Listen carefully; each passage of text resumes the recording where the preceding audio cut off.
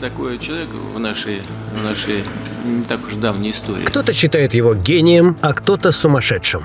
Для кого-то он герой, для кого-то злодей. Святой, слуга дьявола, спаситель России, разрушитель России. Каких только оценок не удостаивался этот человек. Споры о нем не утихают и спустя 100 лет после его смерти. Речь в нашей программе сегодня пойдет о Владимире Ильиче Ленине. Что опять этого Ирода и супостата восхвалять будете? Чего о нем говорить? С ним и так все понятно. Кровопийца, диктатор, красный тиран. Вы кто такие? Мы представляем разные точки зрения на личность Ленина. Если где-то видим или слышим слово «Ленин», нам обязательно нужно высказаться по этому вопросу. Просто не можем стерпеть и ничего не сказать. Меня зовут, разрешите представиться, Евгений Федорович Заговорников. Я общественный деятель, писатель, исследую англосаксонские заговоры против России-матушки. Вы же знаете, что все плохое, случившееся на Руси за последние 400 лет, результат козни англосаксов. А меня зовут Даша Либералова. Двоюродного прадедушку подруги жены моего приятеля расстреляли большевики 2 раза, но он, вопреки кровавому коммунистическому режиму, выжил. Поэтому я ненавижу Ленина, Сталина и тоталитаризм. А я Маша Инстаграмова, блогер. Меня интересует мода, стиль, финансы, ну и все, что в тренде. Бомба Ленина сейчас как раз в тренде. Президент за последние 5 лет раз 20 их упомянул. Вот и я стараюсь за этой темой следить. Хотя, если честно, какого-то сложившегося мнения у меня нет. В голове все перемешалось, одни за Ленина, другие против. Как в этом во всем разобраться? Да чего там разбираться? Антихрист он настоящий! А вы кто? Меня Иваном зовут. Фамилия моя Черносотенников. Я монархист и борец с большевистской заразой. А я Вася Обывателев. Люблю пожрать и в танчики поиграть, но иногда отвлекаюсь на политоту. Нравятся мне разные холивары в интернете. Люблю совков и коммуняк потроллить. Ясно. Ну и компашка.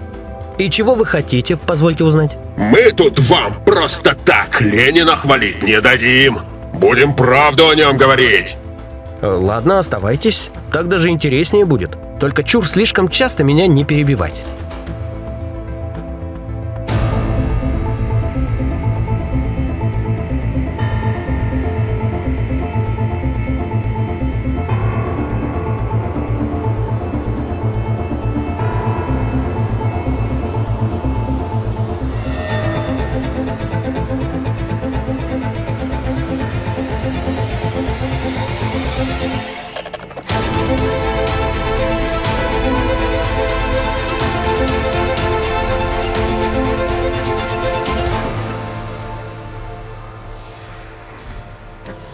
Начнем мы, пожалуй, с того, что вспомним, какими были последние 60-65 лет в истории Российской империи. Великое время. Россия, которую мы потеряли. Эх, где бы вы были, если бы не проклятые англосаксы? Ленин родился всего через 9 лет после того, как в России было отменено крепостное право. Поражение в Крымской войне выявило серьезное отставание Российской империи от сильнейших держав того времени и подстегнуло давно назревшие реформы. Но освобождение крестьян в 1861 году не сделало их жизнь легче. Оно лишь сменило одну форму закабаления на другую. На бывших крепостных еще почти полвека лежала тяжелая ноша выкупных платежей. Платили они и большие подати. Лучшая земля по-прежнему оставалась у помещиков. Голод был регулярным. Его главные причины – малоземелье большей части крестьянства и отсталость применявшихся сельскохозяйственных технологий. От голода порой страдали десятки губерний одновременно. Россия была и лидером по распространенности инфекционных заболеваний в Европе. Большинство подданных Российской империи проживали в неблагоприятных санитарных условиях, а представления о гигиене у многих из них были самые смутные. Дизентерия, эпидемии тифа и холеры выкашивали жителей России миллионами. Ситуация часто усугублялась низкой доступностью медицинской помощи, темнотой народных масс, а иногда и недоверием к врачам. По данным книги Николая Рубакина «Россия в цифрах», опубликованной в 1912 году, средняя продолжительность жизни в стране не превышала 33 лет. На европейском континенте в то же самое время доживали в среднем до 49 лет. Российской империи принадлежал и европейский рекорд детской смертности. Нелегко тогда приходилось большинству рядовых тружеников Европы. Однако тот факт, что продолжительность жизни в нашей стране была почти в 1,5 раза меньше среднеевропейской, о многом говорит. О тяжелом положении народа можно было тогда услышать не только от социалистов, но и от общественных деятелей с националистическими взглядами. Публицист Михаил Меньшиков в 1914 году писал: «Перестанемте, господа, обманывать себя и хитрить с действительностью. Неужели такие чисто зоологические обстоятельства, как недостаток питания, одежды, топлива и элементарной культуры у русского простонародья ничего не значат? Неужели ничего не значит наша постыдная, нигде в свете не встречаемая детская смертность, при которой огромное большинство живой народной массы не доживает даже до трети человеческого века?» Тем не менее, после отмены крепостного права экономическое развитие России ускорилось. Ну вот, наконец-то правду сказал. Такую страну проклятые большевики угробили. Да, быстро развивалась промышленность. Сотни тысяч крестьян, получив личную свободу, устремились на заработки в города, на фабрики, заводы и прииски.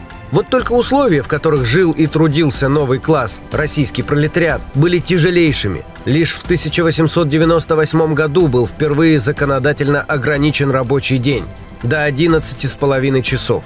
Дельцы наживались на рабочих, постоянно обсчитывали и штрафовали их по разным поводам. Жить работникам чаще всего приходилось в тесных каморках, в казармах и общежитиях, бытовые условия в которых напоминали порой концлагерные. Широко использовался труд женщин и детей. Нужда толкала женщин к занятию проституцией. Проституция в Российской империи была легализованной. Занимались продажей своего тела и незарегистрированные проститутки. Рабочие боролись за свои права.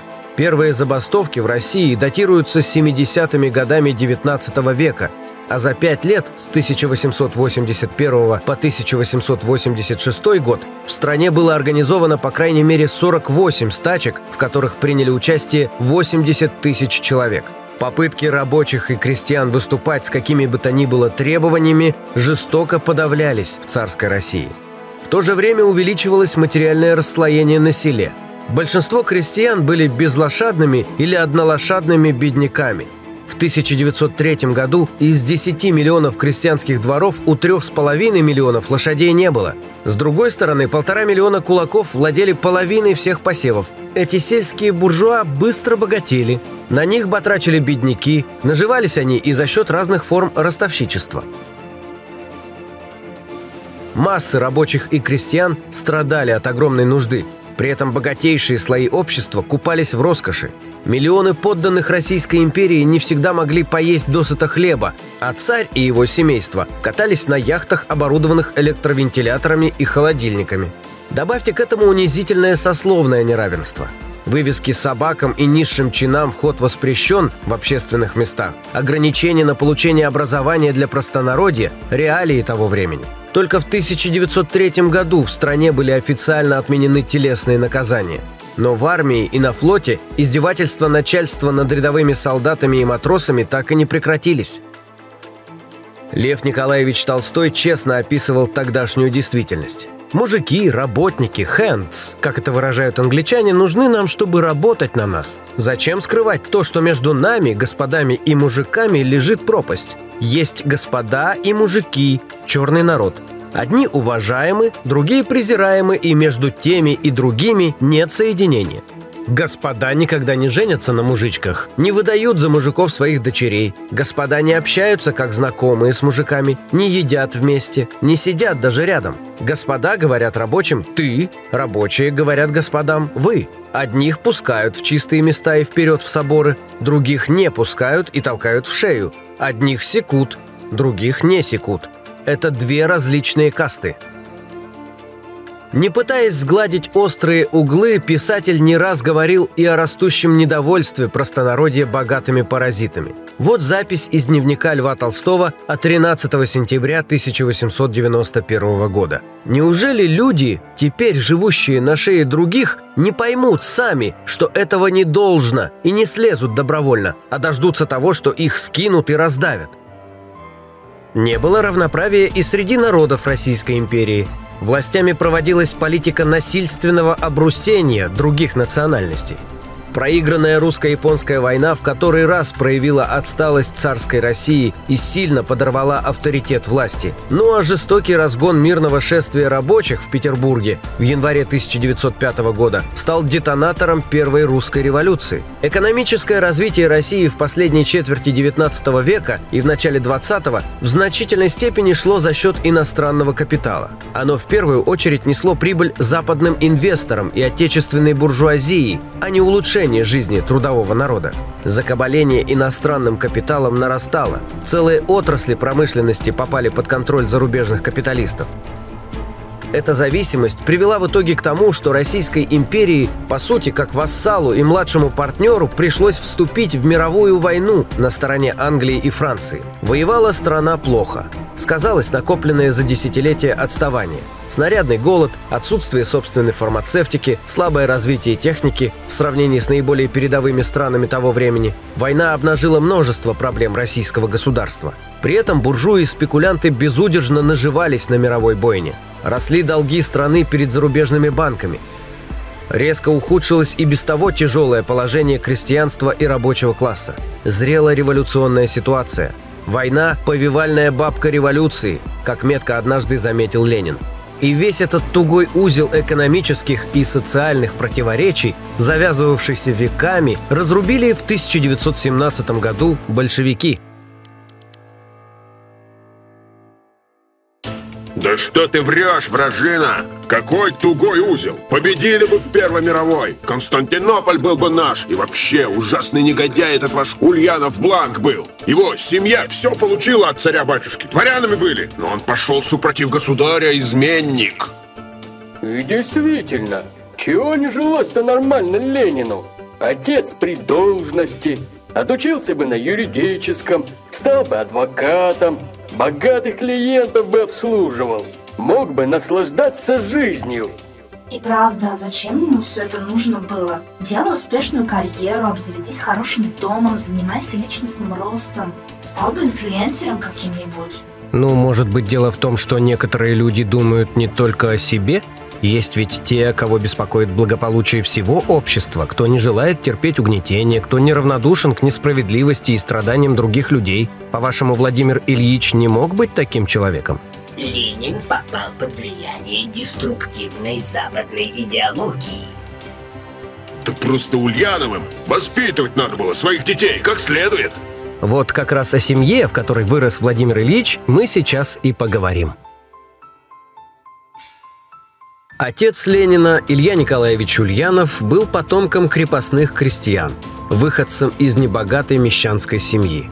Благодаря помощи своего брата он получил гимназическое образование, а позже с отличием окончил Казанский университет.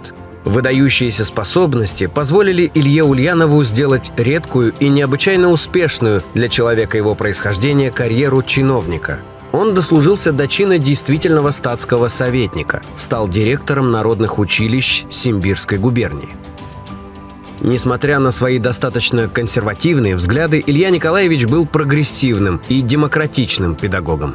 Он ратовал за равный доступ к образованию для всех детей, для мальчиков и девочек, для русских и нерусских, для бедных и состоятельных. Благодаря его усилиям тысячи крестьянских ребятишек начали учиться. Ульянов-старший отрицал насилие как метод воспитания. С детьми, в том числе и со своими, он обращался тактично и уважительно. За проступки и шалости в семье Ульяновых никого не ругали и не били. Самым большим наказанием было отправить провинившегося ребенка на диван в кабинет отца. Особо расшалившихся ребят Илья Николаевич иногда усаживал рядом с собой. Мать Владимира Ильича, Мария Александровна, получила прекрасное домашнее образование. Она знала и любила иностранные языки и прививала эту любовь детям. На досуге в семействе Ульяновых любили шахматы, настольные игры, шарады и загадки, которые развивали сообразительность и находчивость, тренировали память и внимание. В доме Ульяновых всегда было точно определено время для занятий, домашних хлопот, отдыха, приема пищи и сна, поэтому у всех вырабатывалась привычка соблюдать режим. О Володе Ульянове современники отзывались как о способном и усердном ученике, ходячей энциклопедии. Он рос в атмосфере, которая сочетала в себе теплые семейные отношения, любовь к учению и мыслительной работе, ответственность и свободу. Хотя Илья Николаевич и Мария Александровна были людьми вполне верно подданными и законопослушными, 5 их детей стали революционерами. Своего старшего брата Александра Владимир Ильич любил особенно сильно. Брат имел на него огромное влияние. Александр Ульянов с отличием окончил гимназию и блестяще учился на физико-математическом факультете Санкт-Петербургского университета. Он стал народовольцем и участвовал в подготовке покушения на Александра III. Но террористическая организация была раскрыта. Александр был казнен. По воспоминаниям младшей сестры Ленина, Марии Ильиничны, юный гимназист Ульянов высказал тогда мысль, ставшую впоследствии известной в поэтическом пересказе Маяковского: «Мы пойдем другим путем». Ленин ваш инородец, еврей, оттого и вредил России. У Владимира Ильича были разные корни. Русские, немецкие, шведские, были среди его предков и евреи. В нашей большой стране, где жили и живут представители десятков этносов, у многих каких только кровей не намешано. А сколько было русской крови в венах последних российских императоров?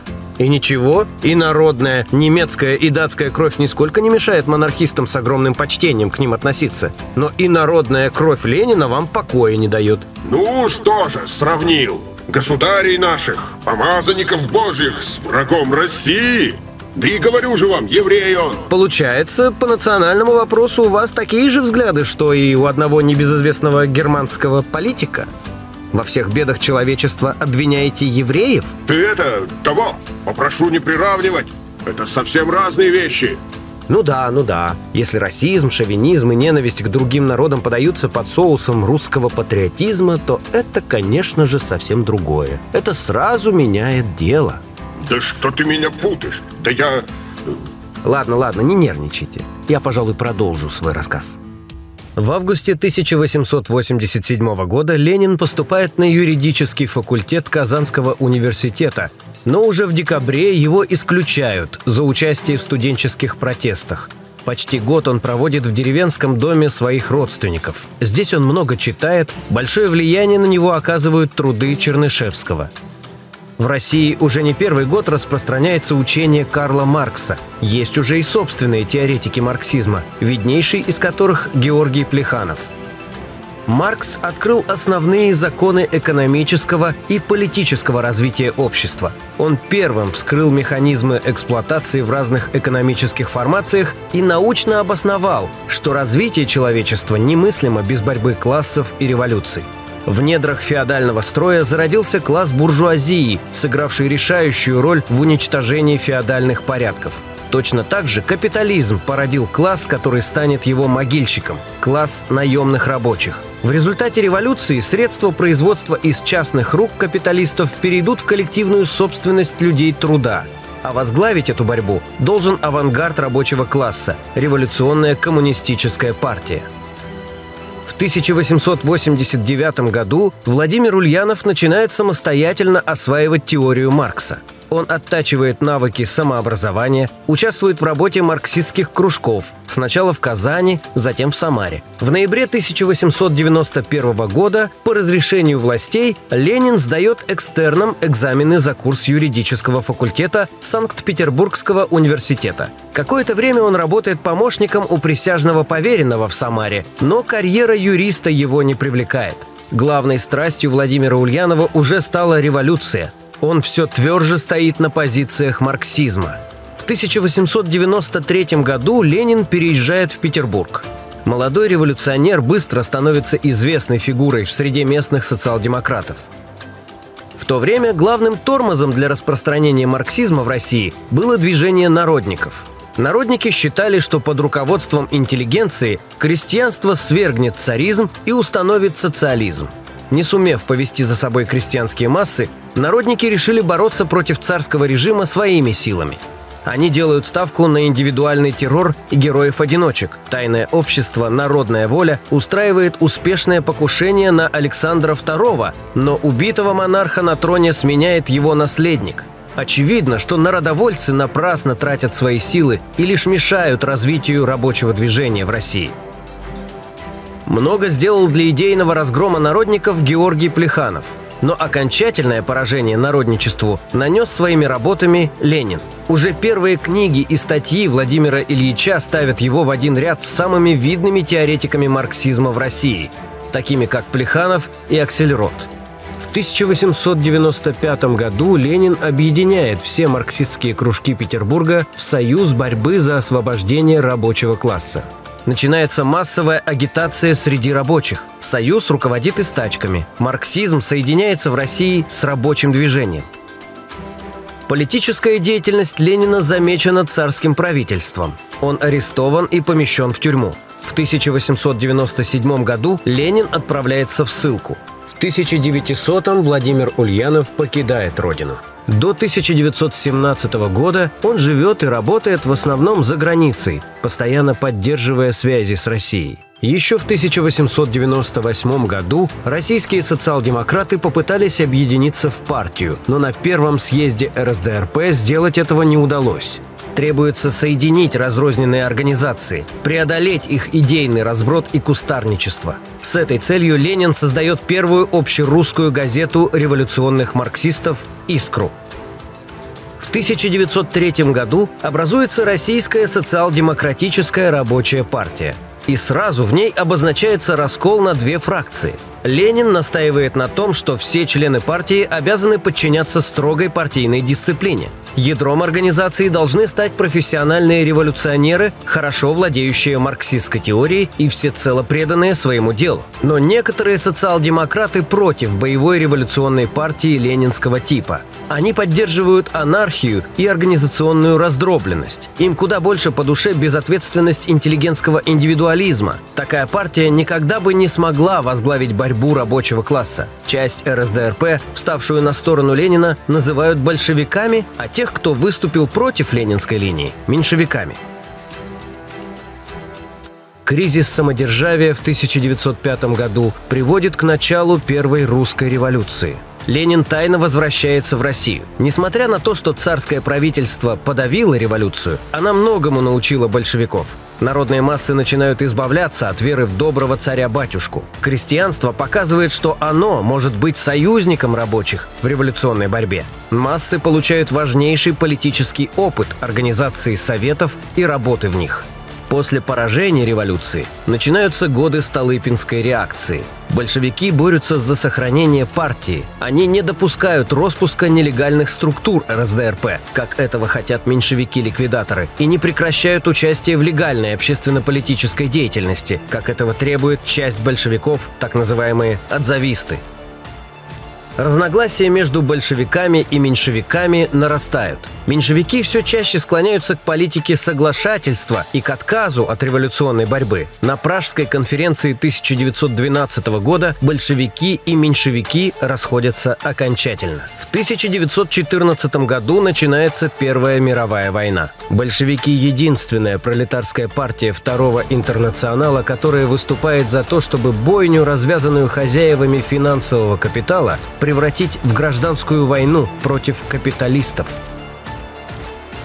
В 1916 году Ленин пишет одну из важнейших своих работ «Империализм как высшая стадия капитализма». В ней дается научное описание монополистического капитализма. Книга объясняет, что из-за неравномерности развития главных капиталистических держав, из-за нарушения равновесия между ними, войны за передел мира неизбежны. Но при всей чудовищности этих войн они являются возможностью для пролетариата взять власть в свои руки. Рабочие России и партия большевиков первыми на планете пользуются кризисом и слабостью капитализма. В феврале 1917 года совершается буржуазно-демократическая революция. Царизм повержен. Уже в апреле Ленин возвращается в Россию. Партия берет курс на свержение буржуазного правительства и установление диктатуры пролетариата. Большевики проводят огромную политическую работу. Они завоевывают поддержку рабочих, приобретают авторитет в советах, привлекают на сторону пролетарской революции миллионы крестьян. Не все в партии согласны с идеей вооруженного восстания против Временного правительства, но снова Ленин убеждает своих соратников в правоте избранного курса. Октябрьская социалистическая революция побеждает. Фабрики, заводы, земля, железные дороги и банки переходят в общественную собственность. Однако помещики и капиталисты не желают мириться с произошедшим. В сговоре с белогвардейскими генералами и правящими кругами стран Антанты они развязывают гражданскую войну. Большевики поднимают рабочих и крестьян на борьбу против иноземных захватчиков и белогвардейщины. На сторону советской власти встают широкие народные массы – матросы, солдаты и многие армейские офицеры. Красная армия разбивает ставленников Антанты, изгоняет из страны Советов войска интервентов. В 1922 году на политической карте мира появляется Союз Советских Социалистических Республик. Молодое пролетарское государство приступает к мирному социалистическому строительству. Больше 30 лет в биографии Ленина – это напряженная научная работа и бесстрашная революционная борьба. Он стал самым выдающимся продолжателем дела Маркса и Энгельса. Подходя ко всем политическим задачам на своем пути как материалист-диалектик, Ленин все противоречия той эпохи заставил работать на победу пролетарской революции. Он шел на тактические уступки и временные союзы, когда обстоятельства этого требовали, но был абсолютно тверд и неуступчив, когда дело касалось вопросов принципиальных. Ленин показал, насколько эффективным инструментом может быть материалистическая диалектика в политике. Именно этим он до сих пор страшен для всех эксплуататоров на нашей планете. Ну и, конечно же, невозможно не сказать несколько слов о личных качествах Владимира Ильича. Всю свою жизнь Ленин посвятил делу пролетарской революции. Его не интересовали модные фасоны одежды, роскошные интерьеры и дорогие рестораны. При этом Ленин был против того, чтобы его называли аскетом. Он любил жизнь. Владимир Ильич никогда не пренебрегал физкультурой, обожал пешие и велосипедные прогулки, свежий воздух и природу. Многие современники отмечали его крепкое телосложение, и сам Ленин говорил, что революционер обязан быть физически сильным и выносливым. Владимир Ильич не терпел сплетен. Он ненавидел похабные шутки, но юмора не чуждался. Его веселили удачные словесные остроты и каламбуры. В политических дискуссиях Владимир Ильич был человеком страстным и жестким. Он не гнушался самых крепких выражений и не щадил своих оппонентов. Когда Ильича противник ругал, вспоминала Надежда Константиновна Крупская, Ильич кипел, огрызался вовсю, отстаивал свою точку зрения, но когда вставали новые задачи и выяснялось, что с противником можно работать вместе, тогда Ильич умел подойти ко вчерашнему противнику как к товарищу.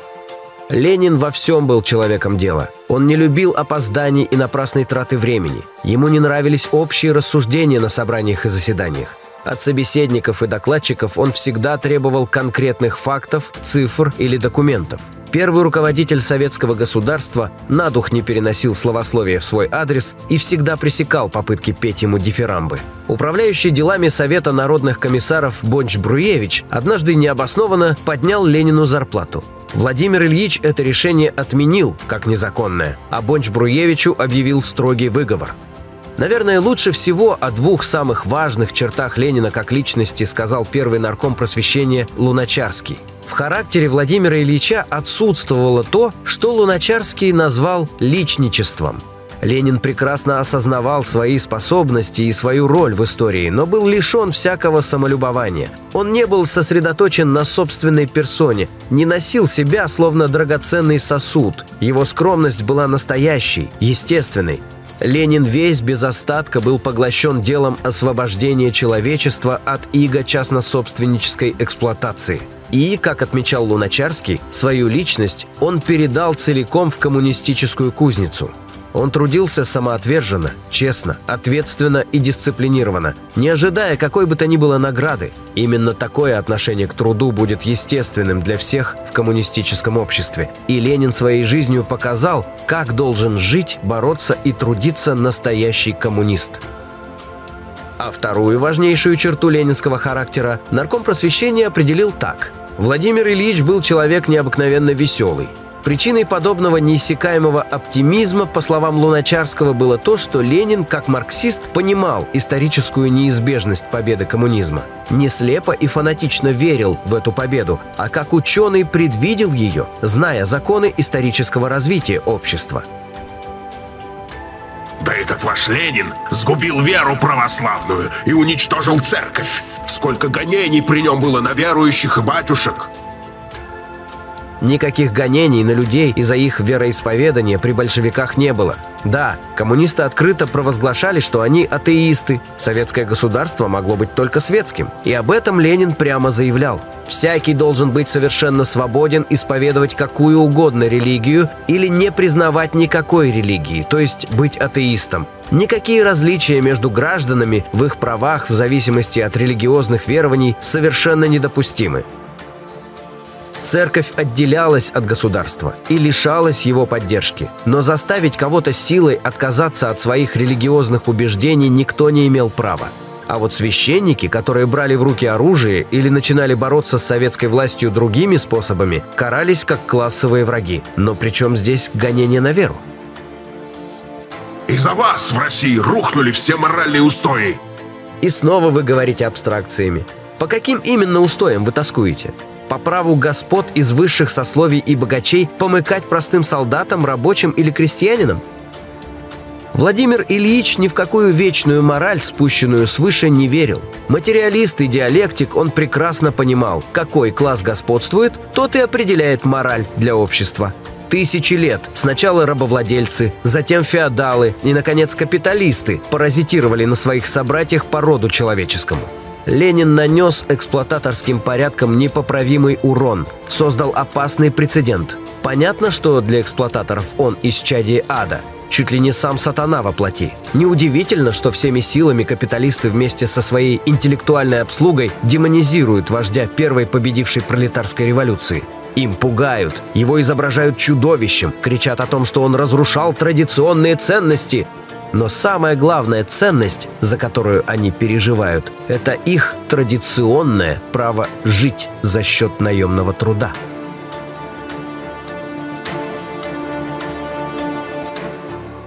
Ленин-то ваш предатель.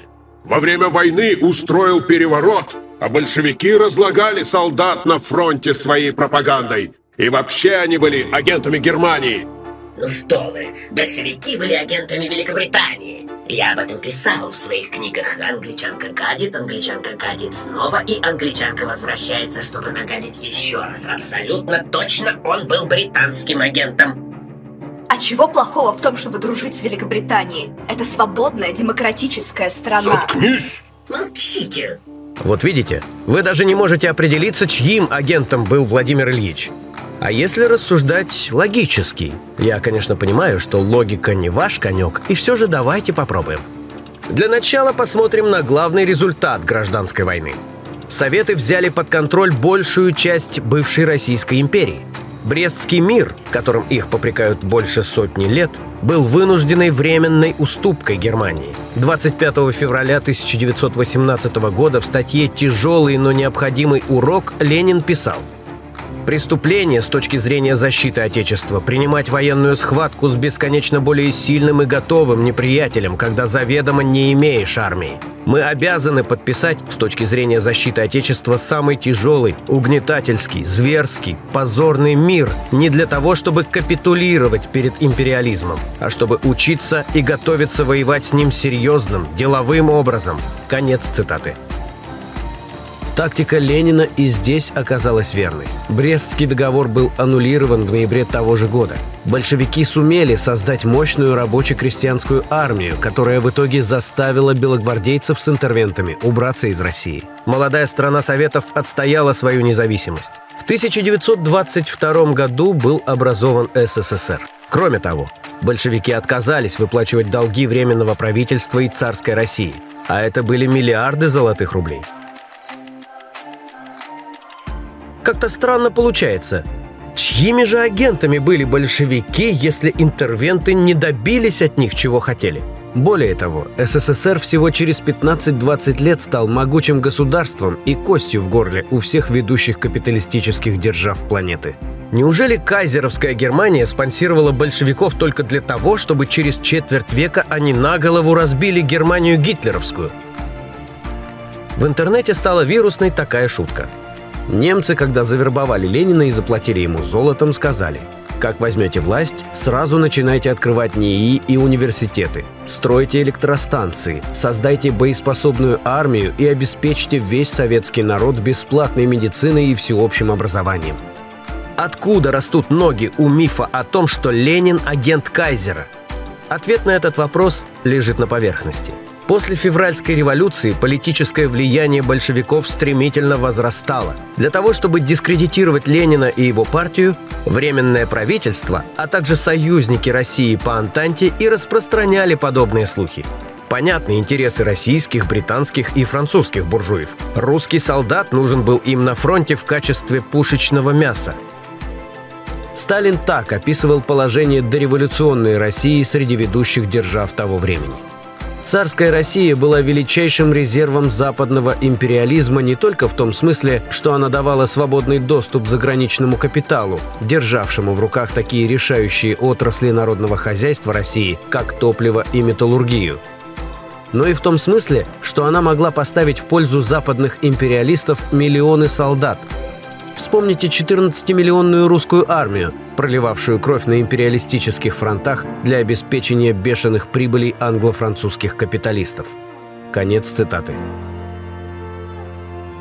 Царь, а позже Временное правительство зависели от своих западных партнеров. Все лидеры белого движения так или иначе были связаны с заграницей, но иностранные агенты – большевики. Логика? Да к черту ее. Ленин – шпион и точка. Американский сенатор Эдгар Бора в сентябре 1919 года задал резонный вопрос. «Мне непонятно, господин президент, вот что.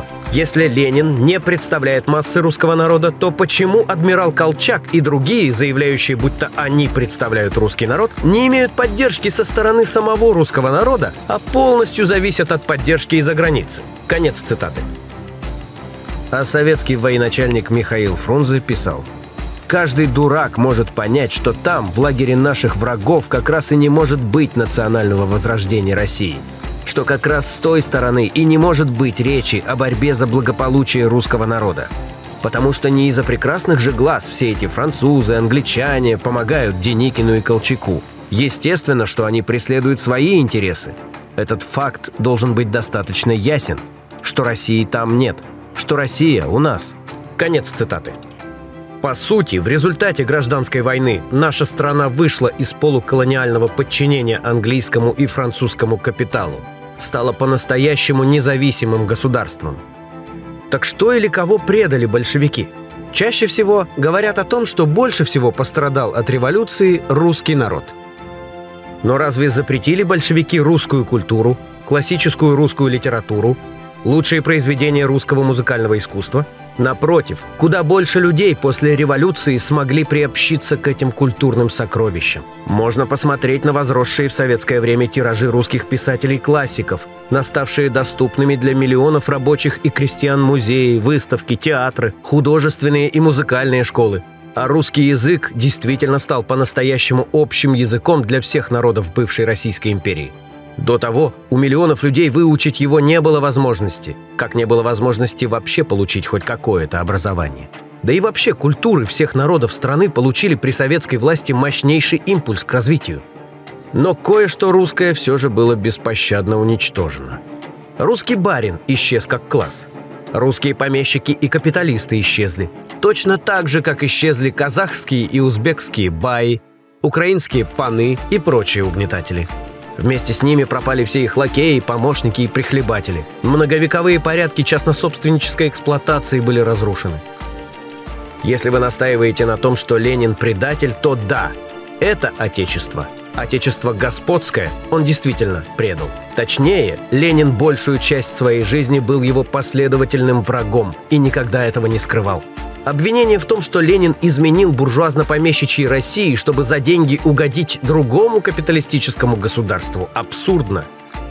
Цель у Владимира Ильича была другая. Он хотел, чтобы вообще не осталось на планете стран капиталистических, чтобы у всех людей труда появилось отечество пролетарское, свободное от паразитов и угнетателей. Учитывая, что большая часть народа поддержала советскую власть, слишком много предателей получается. Предатель, по такой логике, и будущий героический генерал Красной Армии Дмитрий Карбышев. Предатели – все офицеры и солдаты русской армии, выбравшие в гражданской войне сторону большевиков. Ученые, писатели и деятели искусства, которые не уехали за границу после революции или вернулись на родину спустя некоторое время. Конечно, есть люди, писал в июне 1918 года Владимир Ильич Ленин, которые думают, что революция может родиться в чужой стране по заказу, по соглашению. Эти люди либо безумцы, либо провокаторы. Мы пережили за 12 лет 2 революции. Мы знаем, что их нельзя сделать ни по заказу, ни по соглашению, что они вырастают тогда, когда десятки миллионов людей приходят к выводу, что жить так дальше нельзя. Конец цитаты. Революционная ситуация 1917 года назревала десятилетиями, а мировая бойня стала ее главным катализатором. Российские помещики и капиталисты обрекли рабочих и крестьян на страдания войны, голод и нищету. Себя, господа, и должны были в первую очередь благодарить за создание всех необходимых условий для революции. Ну и что в итоге-то? Жизнь от вашей революции только хуже у простого народа стала. Голодуха, нищета, самых лучших, самых трудолюбивых крестьян раскулачили. Умнейшие люди из страны уехали. И правда, а зачем эту революцию вообще надо было устраивать, если жизнь лучше не стала? Англосаксы таким образом задержали развитие России, ослабили своего конкурента. Российская империя была, конечно, не фонтан, но при Временном правительстве началось развитие демократии, а большевики вообще отняли у России возможность стать нормальной страной. Еще раз что-нибудь такое скажешь, и я тебя нагайкой отхлещу. Можно сколько угодно принижать социальные достижения страны Советов, но факт остается фактом. Права и возможности, которых в то время не было у человека труда даже в самых передовых государствах планеты, дали российским рабочим и крестьянам именно большевики, не цари и не временное правительство. Большевики покончили с сословным неравенством. Сословия, а также все связанные с ними ограничения и привилегии были упразднены. Впервые в истории женщины получили равные с мужчинами гражданские и политические права. Искоренялась и всякая дискриминация по национальному признаку. 8-часовой рабочий день, право на отпуск и социальную защиту, пенсионное обеспечение – все это появилось в нашей стране при советской власти. Кстати, отпуск по беременности и родам в России до сих пор называется декретным, потому что установлен он был в декабре 1917 года декретом в ЦИК. Вскоре после революции началось заселение бедняков в квартиры богатых. Это были первые меры революционного правительства по обеспечению граждан жильем. За время существования СССР сотни миллионов человек улучшили свои жилищные условия. Бесплатная медицинская помощь стала правом каждого жителя страны. С самого начала большевики взяли курс на экстенсивное развитие системы медицинской помощи. Больше врачей, больше больниц, больше коек. Система «Семашко», такое название она получила по фамилии первого наркома здравоохранения, работала как единое целое, централизованно и по плану. Упор в ней делался на профилактику и гигиену, на комплексную научно организованную заботу о здоровье граждан. Уже в первые годы советской власти удалось добиться значительных успехов в борьбе с инфекционными заболеваниями.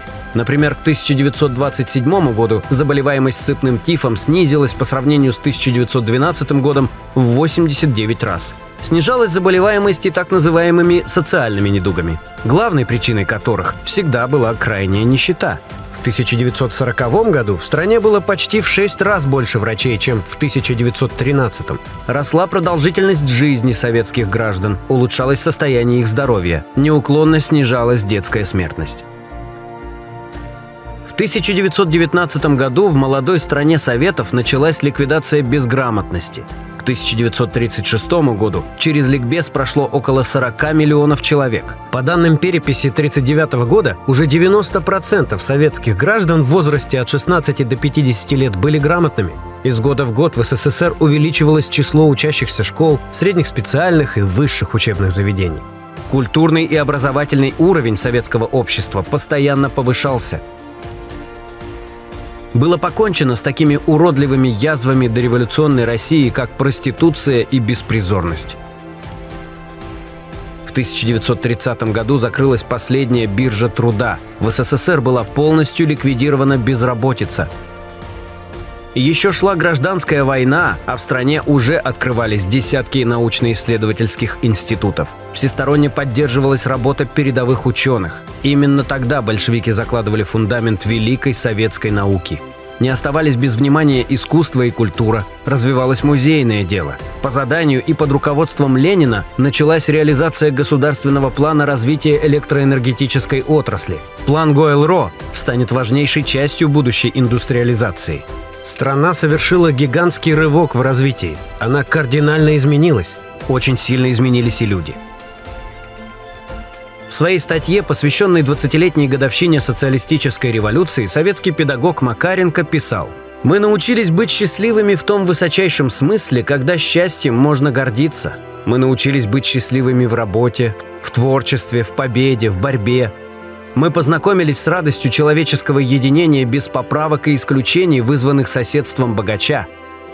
Мы научились быть счастливыми в знании, потому что знание перестало быть привилегией грабителей. Мы научились быть счастливыми в отдыхе, потому что мы не видим рядом с собой праздности, захватившей монополию отдыха. Мы научились быть счастливыми в ощущении нашей страны, потому что теперь эта страна наша, а не нашего хозяина. Мы знаем теперь, какая красота и радость заключается в дисциплине, потому что наша дисциплина – это закон свободного движения, а не закон своеволия поработителей».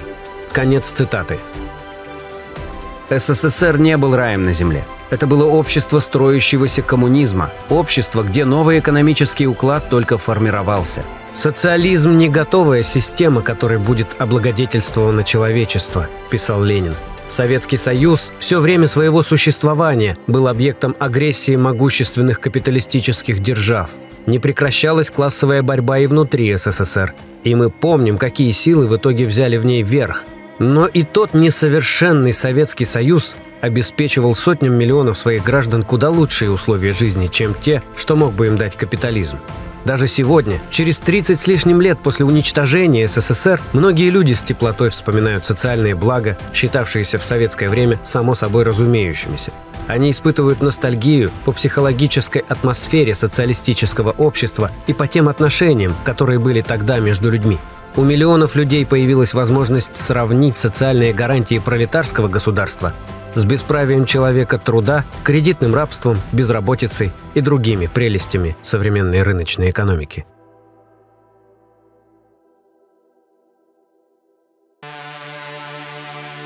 Но знаете, я больше не могу все это выслушивать. Ленин и большевики утопили народ в крови. Они устроили в стране небывалый террор. Одно сплошное насилие. Это же ужас какой-то просто. Цвет нации уничтожили. Все по указке закулисных кукловодов.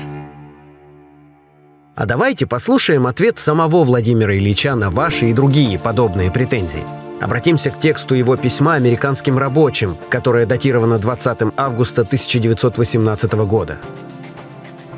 Ленин, цитата: «Обвиняют нас в разрушениях, созданных нашей революцией. И кто же обвинители?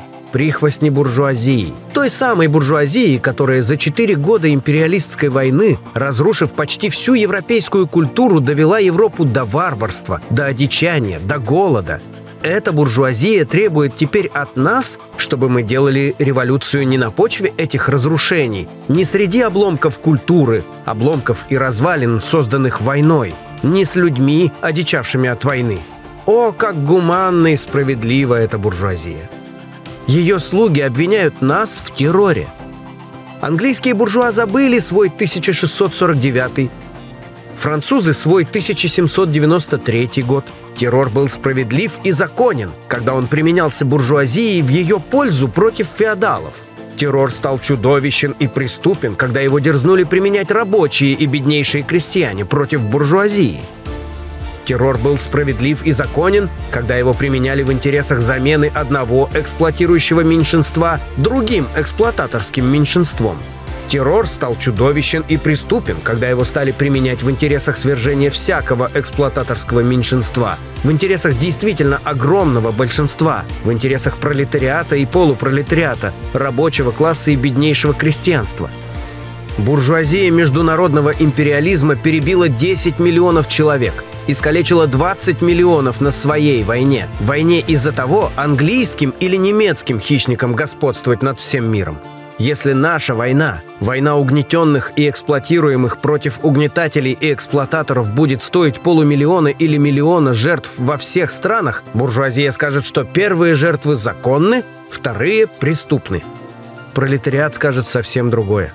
Пролетариат усваивает себе теперь, среди ужасов империалистской войны, вполне и наглядно ту великую истину, которой учат все революции. Истину, которую завещали рабочим их лучшие учителя, основатели современного социализма. Это истина та, что не может быть успешной революции без подавления сопротивления эксплуататоров. Конец цитаты. Очень хорошо тему революционного насилия раскрыл позднее в разговоре с Гербертом Уэллсом Иосиф Виссарионович Сталин. Уэллс упрекал коммунистов в излишней тяге к насилию. Приведем выдержки из ответов Сталина английскому писателю-фантасту.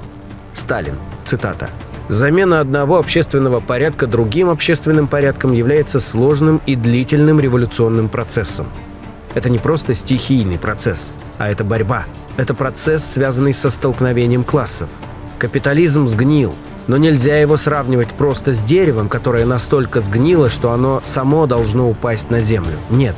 Революция, смена одного общественного строя другим всегда была борьбой на жизнь и смерть. И всякий раз, когда люди нового мира приходили к власти, им надо было защищаться от попыток старого мира вернуть силой старый порядок. Им, людям нового мира, всегда надо было быть настороже, быть готовыми дать отпор покушениям старого мира на новый порядок. Старый общественный строй рушится, но он не рухнет сам собой. Взять, например, фашизм. Фашизм есть реакционная сила, пытающаяся сохранить старый мир путем насилия. Что вы будете делать с фашистами? Уговаривать их? Убеждать их? Но ведь это на них никак не подействует. Коммунисты вовсе не идеализируют метод насилия, но они, коммунисты, не хотят оказаться застигнутыми врасплох. Они не могут рассчитывать на то, что старый мир сам уйдет со сцены. Они видят, что старый порядок защищается силой, и поэтому коммунисты говорят рабочему классу: готовьтесь ответить силой на силу. Сделайте все, чтобы вас не раздавил гибнущий старый строй. Не позволяйте ему наложить кандалы на ваши руки, которыми вы свергнете этот строй. Коммунисты не могут не считаться с фактами. Возьмем пример из нашей истории. Разве не ясно было в течение долгого времени, что царский порядок гниет, что он рушится? Сколько крови, однако, понадобилось, чтобы его свалить? А Октябрьская революция? Разве мало было людей, которые знали, что только мы, большевики, указываем единственно правильный выход? Разве не понятно было, что сгнил русский капитализм? Но вы знаете, как велико было сопротивление? Сколько крови было пролито, чтобы отстоять Октябрьскую революцию от всех врагов, внутренних и внешних? Дело в том, что классы, которые должны сойти с исторической сцены, последними убеждаются в том, что их роль окончена. Убедить их в этом невозможно. Им кажется, что трещины в прогнившем здании старого строя можно заделать, что можно отремонтировать и спасти рушащиеся здания старого порядка. Поэтому гибнущие классы берут в руки оружие и всеми средствами начинают отстаивать свое существование как господствующего класса. Вы не правы, если думаете, что коммунисты влюблены в насилие. Они бы с удовольствием отказались от метода насилия, если бы господствующие классы согласились уступить место рабочему классу. Но опыт истории говорит против такого предположения. Конец цитаты. А в другой беседе в интервью немецкому писателю Эмилю Людвигу Сталин рассказал о том, что большевики после революции не сразу обращались со своими противниками жестко. Меньшевики, эсеры и даже кадеты существовали легально, издавали свои газеты. Генерала Краснова, который организовал военный поход на Петроград, и вовсе отпустили, удовлетворившись его устным обещанием, что он не будет больше бороться с советской властью. Сталин. Цитата. «Очень скоро выяснилось, что чем мягче мы относимся к нашим врагам, тем больше сопротивления эти враги оказывают. Вскоре правые эсеры, ГОЦ и другие, и правые меньшевики организовали в Ленинграде контрреволюционное выступление юнкеров, в результате которого погибло много наших революционных матросов. Тот же Краснов, которого мы выпустили на честное слово, организовал белогвардейских казаков. Он объединился с Мамонтовым и в течение 2 лет вел вооруженную борьбу против советской власти. Вскоре оказалось, что за спиной этих белых генералов стояли агенты западных капиталистических государств – Франции, Англии, Америки, а также Японии. Мы убедились в том, как мы ошибались, проявляя мягкость. Мы поняли из опыта, что с этими врагами можно справиться лишь в том случае, если применять к ним самую беспощадную политику подавления». Конец цитаты. Это интервью Сталин дал в 1931 году. Через 10 лет Краснов начал служить Третьему рейху и причинил еще немало вреда Советскому Союзу. Вот вам еще одно доказательство, что в классовой борьбе снисхождение к противнику дорого обходится. И в более поздней истории мы не раз подобное наблюдали. Мирно, полюбовно, через победу на буржуазных выборах, через реформы и некую политическую эволюцию капиталисты власть не отдадут никогда. Те, кто обвиняют Ленина и большевиков в насилии, ведут себя так, словно это насилие возникло в вакууме, а не как ответ на насилие угнетателей. Словно не было до этого в дореволюционной России веков эксплуатации и произвола помещиков, крепостного права, сословного унижения, расстрелов мирных шествий и протестов безоружных рабочих. А уж какими зверствами отметились интервенты и белобандиты на всей территории страны за время гражданской войны. Так усердствовали, что своей жестокостью настроили огромные массы людей против себя. Об этом Ленин тоже говорил. Ленин, цитата. «Вы знаете, что Колчаку оказывала помощь вся европейская буржуазия. Вы знаете, что сибирская линия охранялась и поляками, и чехами. Были и итальянцы, и американские офицеры-добровольцы. Все, что могло бы парализовать революцию, все пришло на помощь Колчаку. И все это рухнуло, потому что крестьяне, сибирские крестьяне, которые менее всего поддаются влиянию коммунизма, потому что менее всего его наблюдают, получили такой урок от Колчака, такое практическое сравнение, что мы можем сказать: Колчак дал нам миллионы сторонников советской власти в самых отдаленных от промышленных центров районах, где нам трудно было бы их завоевать». Конец цитаты. Вы осуждаете насилие большевиков, но насилие буржуев, интервентов и Белой гвардии полностью оправдываете или считаете его меньшим злом? Ну тогда вам стоит честно признаться в том, что вы не против насилия как такового. Вам не нравится лишь насилие в отношении класса, которому вы симпатизируете. Насилие насилию рознь. Есть насилие паразитов и эксплуататоров над угнетенными, а есть насилие угнетенных над поработителями и захватчиками. Буржуи постоянно льют крокодиловые слезы по поводу пролитой крови во всякой успешной пролетарской революции. Своего собственного многовекового насилия они не замечают. Авторы «Черной книги коммунизма» утверждают, что на совести коммунистов 100 миллионов погибших. В число погибших от коммунистических репрессий они включили даже нацистских коллаборационистов. Вообще это произведение изрядно критикуется за недостоверность приводимых данных, ну да ладно. Давайте возьмем за ориентир эту невероятную цифру – 100 миллионов. Только в 2 мировых войнах, развязанных империалистической буржуазией в 20 веке, погибло более 90 миллионов человек.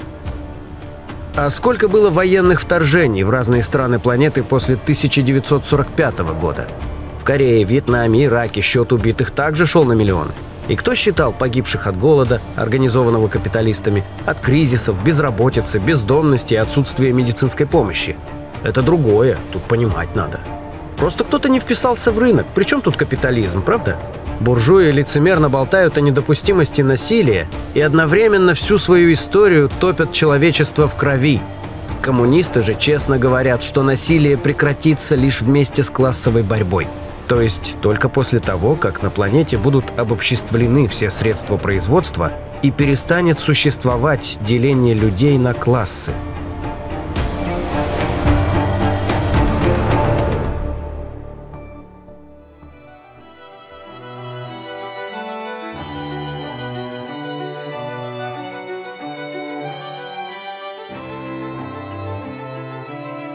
Да никому ваши идеи не нужны. Коммунизм проиграл и никогда уже не будет к нему возврата. Вы проиграли, Коми. Ну и что в итоге? Не работает ваш коммунизм. И вообще непонятно, для чего все это было. Разрушили великую Россию ироды красные. В интересах англосаксов, прошу заметить. И снова дадим ответить на ваши выпады и вопросы самому Владимиру Ильичу Ленину. Цитата. «Представлять себе всемирную историю, идущей гладко и аккуратно вперед, без гигантских иногда скачков назад, не диалектично, не научно, теоретически неверно». Конец цитаты. Увы, старый строй на время может взять верх. Старые порядки порой возвращаются усилиями класса, который не желает сдаваться, не желает расставаться со своим привилегированным положением.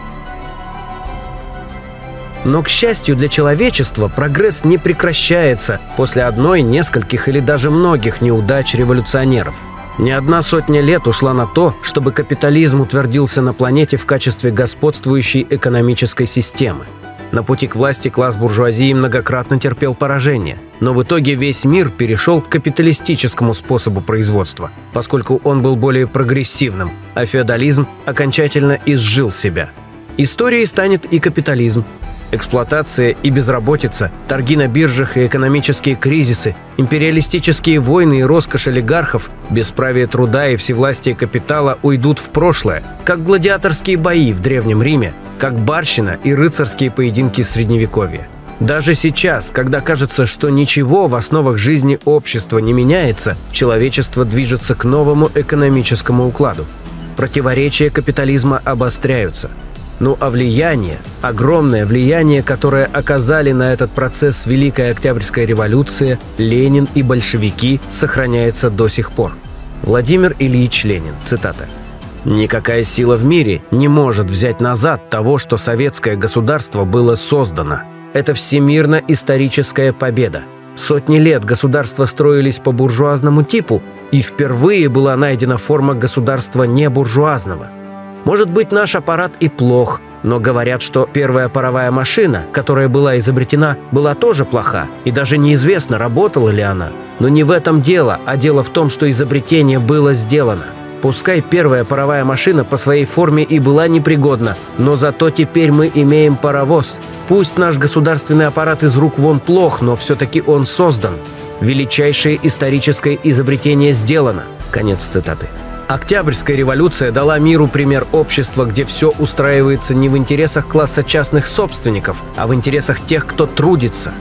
Этот пример был настолько впечатляющим, что капиталистам развитых стран приходилось улучшать условия жизни для своих наемных работников. И мы видим, как после краха СССР права и блага у рядовых тружеников отнимаются.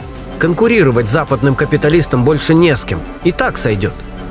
Победа над германским нацизмом тоже плод той великой революции.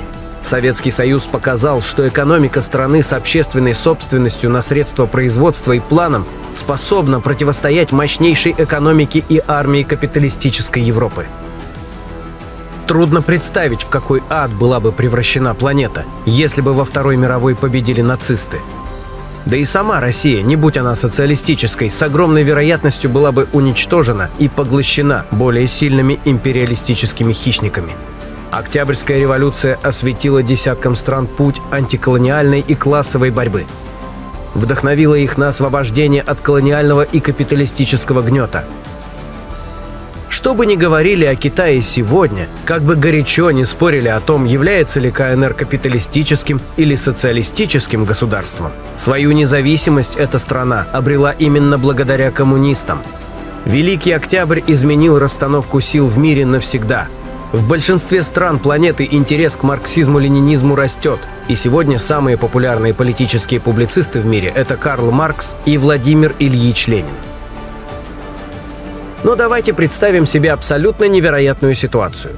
Уничтожены все книги Маркса, Энгельса, Ленина и Сталина. Стерты из памяти людской все данные об СССР, об Октябрьской и других пролетарских революциях. Люди помнят и знают исключительно капиталистическую действительность. Это, конечно, невозможно, и все же пофантазируем. Даже в этом случае человечество осталось бы с теми же объективными противоречиями капитализма. Добросовестные мыслители все равно пришли бы к тем же самым научным выводам, что Маркс, Энгельс, а позднее и Ленин. С поправкой на десятки лет прогресса, но выводы были бы по сути такими же. Капитализм в высшей своей империалистической стадии, как и прежде, порождает все более жестокие кризисы и несет в себе потенциал большой разрушительной войны. На наших глазах очередной такой кризис снова грозит человечеству неисчислимыми бедами. Если и есть у нашего биологического вида будущее, то связано оно исключительно с переходом от капитализма к новому способу производства. И тут ленинский опыт бесценен. Опыт теоретика, который оказался способен дать научное описание экономических, социальных и политических реалий своего времени. Опыт успешного организатора и руководителя коммунистической партии, который сумел сохранить и отстоять ее революционность на всех этапах ее существования. Опыт победоносной революции. Опыт сохранения власти в ходе гражданской войны. Опыт строительства первого пролетарского государства, ставшего в итоге сверхдержавой с мировым влиянием. Не затереть, не спрятать в чулане истории эти величайшие свершения. Мир после 1917 года уже никогда не будет прежним. Впервые за тысячи лет человечество попробовало другую жизнь. Без рыночной анархии производства, без страха перед завтрашним днем, без эксплуатации человека человеком. И величие этого шага в истории человеческой цивилизации неразрывно связано с именем Ленина. «Мы это дело начали», — сказал Ленин в 4-ю годовщину Октябрьской революции. Когда именно, в какой срок, пролетарии какой нации это дело доведут до конца, вопрос несущественный. Существенно то, что лед сломан, что путь открыт, дорога показана.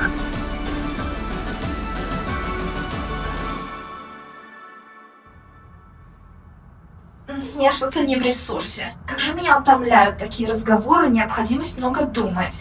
Я все. И я. Нет больше никаких сил с любителями тоталитарных идеологий разговаривать.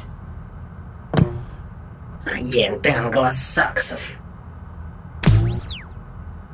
Большевистское отродье, тьфу! А вы куда все?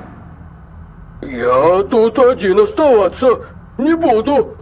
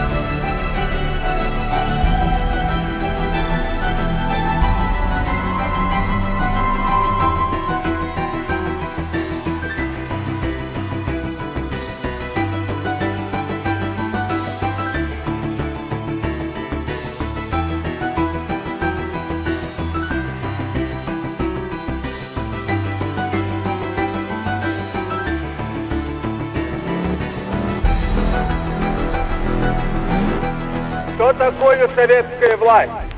В чем заключается сущность этой новой власти, которой не хотят или не могут понять еще в большинстве стран?